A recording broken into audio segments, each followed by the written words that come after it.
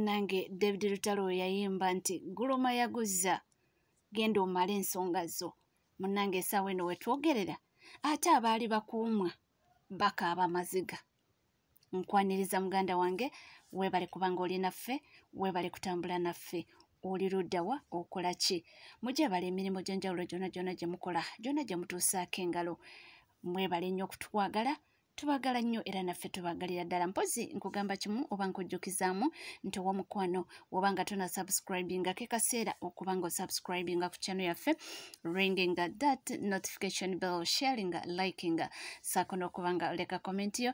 Ebisigadde butereevu amawulire nja kubanga ngakuwa era nja kubanga ngakutuusaako. Wona oli wona osinzidde tuula kkalira nywera nze ndukuwe.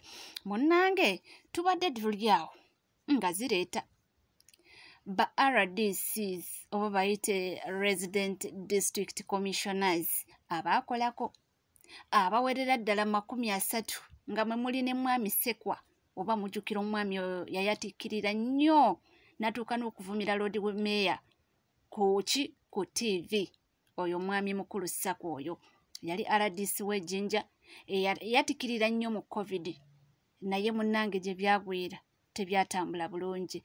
Essaawa eno bali mu matigga bakaaba balajjana, ekyokukola tebalina kyakozzaako. Bagambye beegayirira Pulezidenti Yoweri Kaguta Museveni obubaka bwabwe bugenda eri omukulu eyakola kijjukira yalina right eyapointinga nekola ki yalina right ekuteekawo nti munnange yeggwe gundi ate obudde ne butuuka n'agamba nti nalabye ate ekifo ekyo tokikutte bulungi oba okiveemu. Mulimu ebintu bingi na appointments zino baba bazibawa ate mulimu okwekuba enkokola, mulimu okwerwanyisa. Kati bano bagamba Pulezidenti Yoweri Kaguta Museveni nti ssebo ow'ekitiibwa emirimu wagituwa ne tugikola nga we wali oyagala ne gitambula bulungi, naye tulina okwemulugunya nti ffe abaakola obulungi emirimu gyo oba emirimu gya gavumenti nga bwe baali bagyagala ate ffe be baayiribya mu ngeri gye tutaategeera.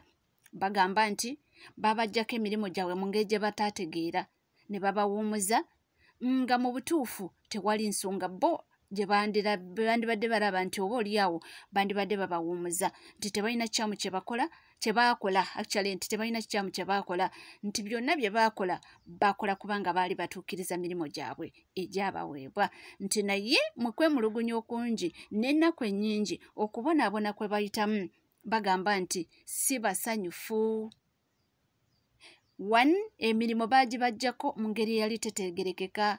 Babamu babasibangako bisangosango ne bagamba tusooka otuule mwaka awo tukunoonyerezeeko, oluvannyuma ogenda okwekyusa okumala okunoonyerezaako nga bataddewo dde omuntu omulala. Gwe n'osigalawo ng'ohanginga, tolina w'olaga, tolina w'otoola, tebakuwadde ekifo kirala, ozze ku kaalo. Ne bagamba nti emirimu baagikola kyufu ne bawumuza mu ngeri eyali tategerekeka, naye ate n'akasimo tebaakalabako. Embeera gye bayitamu nti mbi nnyo. Bagambye baavu bafu bavundu, bagambye tetulina yadde n'ekikumi, tuli bubi nnyo nnyo nnyo nti n'okusingako, nti embeera etunyize, nti wakiri obaako kale nga byonna nti embeera ekunyiga obwavu, nti naye ne mu bantu mu community tetujjaamu, nti ne mu community essaawa yakati tetujjaamu, tetufiitingayo, nti sooka tuffe tugutula omuntu agoyingewa. Bagambye nti Pulezidenti Museveni omuntu agoyingewa at this moment, tetujjaayo mu community kwegamba. Jjukira abantu bano these RDCs abamu we bashuminga those offices oba babawa offices zino, jjukira ebifo ebyo bigirako benefits nyingi. Baba motoka, baba lidika, baba basirikale ba bodyguard, kwegamba amadaala ne galinyira ddala. Omuntu n'alaba nti atuuse gy'abadde alaga.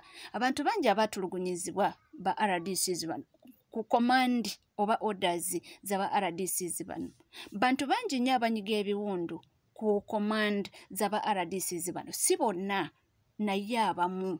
Era abamu baakolako headlines ne tubitegeera, abamu baakolako amawulire kwegamba ne tubirabako ku mawulire ng'abantu balajjana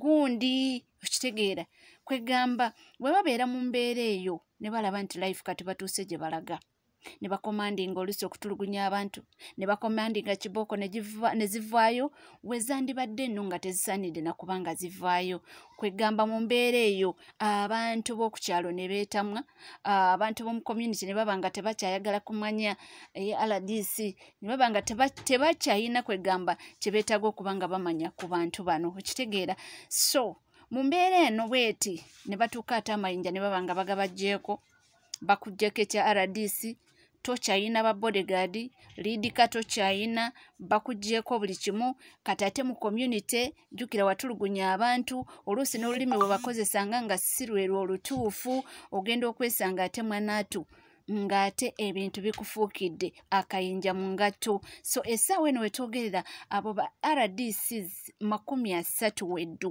be bali mu kulajjana bagamba nti embeera ebasobedde obwavu ofuuse bwavu tebalina yadde n'ekikumi tebaafuna package ate mu community batyayo nti tebakyafiitinga kubeera n'abantu ab'omu community toba oli awo munnange embeera lwe kunyiga n'ogamba nti gundi kino omuntu n'agamba nti jangu ettooke lirino ebyo munnange kate bakyabisobola abasinga obungi bakozesa bubi nnyo ofiisi ezo eryanyi lyali lingi nnyo bakozesa nnyo eryanyi naddala wetuuka mu budde buli obwa COVID-19 bakozesa nnyo eryanyi lyali lingi okutulugunya abantu okutowalinga orders abantu ne bakubwa emiggo ne bakubwa kibooko kwegamba ebintu byabwe ne babirinnyamu ebintu byali bingi ebyatuukawo so we bavayo ne balajjana nti kati ne mu community tebakyajjaamu ebibuuzo biba bingi naye temwebuuza birina kuba bitono